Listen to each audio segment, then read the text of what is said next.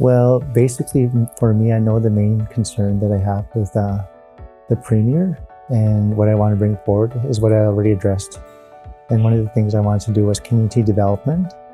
And the takeaway for that is to really engage in investing in Fort McKay First Nation in what we need to do to develop our community and our nation and what kind of support can we get in that area. The other area is actually to talk about the Moose Lake Access Road.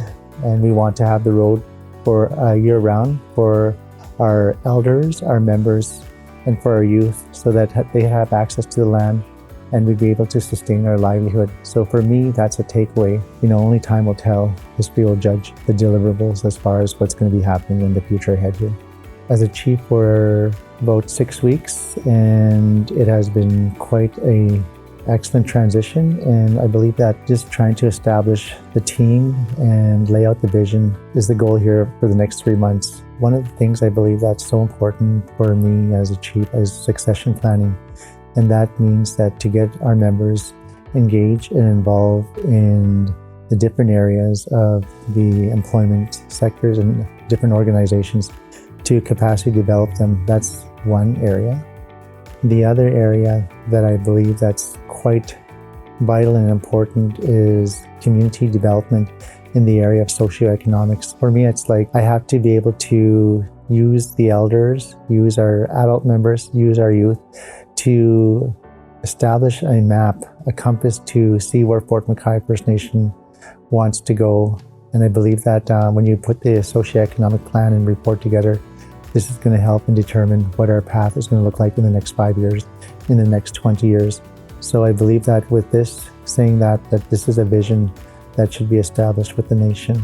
First of all, I would establish my team, specifically Fort McKay First Nation members who are professionals, who have a degree, or who are quite educated. And then the other part is that individuals who have been with the organization for a number of years, use these individuals as a platform and a springboard for them to share and highlight their experience, their education, their training, and their testimonies and bring that forward, including mine. I also want to say that because the reason why I want to bring forward a team to really highlight who they are and all that, and to encourage young people this way, is because they can see these people as role models, and our members are not only as role models, but also they can see what they have accomplished, but also to identify the challenges and the struggles and what are adverse in their circumstance, including mine. So I just want to reflect not only within the team, but also with myself as a chief. I really believe that Fort McKay First Nation is in a great position. First of all, we're geographically located in the center of oil sands.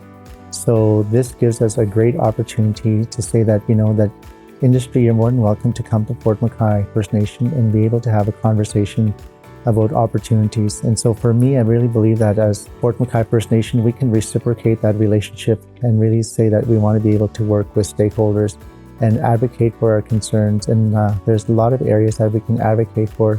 One of them is the economics, 2 is the environment, and 3 is the social impact that industry has with Fort McKay. So those are our 3 areas that we can address and really work at improving in those areas. Just as much as industry wants to grow, so does Fort McKay First Nation. That means we need to grow and address these 3 areas. The funniest thing about being chief is actually being able to get together with the staff and also with members and just have a good laugh and talk about Fort McKay in general and what's happening in the community maybe, or else the other thing is talking about the history and all that. So I think to me that's fun, and I really like that. And being able to be involved in the different areas for me is the demographics, is the elders, the young people, the members, the different programs, the different services. So all of that compiled in one is all fun.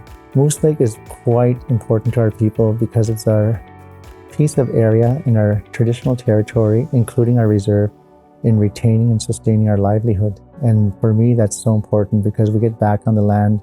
And getting back on the land is who we are. Even prior to European contact and during the industrial era, that we are still connected to the land. And for me, that's why Moose Lake is so important.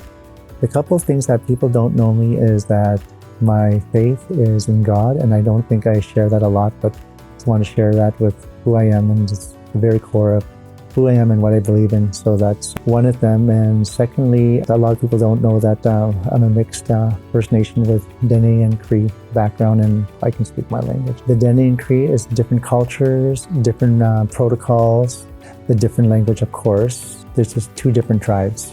Economic reconciliation is quite a new term for me and was really never used when I was growing up, but for me, from what I do see it now, and when I do reflect back on who Fort McKay is and when we established our companies back in 1986, I see this as an opportunity for our community to grow, to address our issues, and also to really move the nation forward. That's economic reconciliation, because we're investing in our nation in an economic perspective.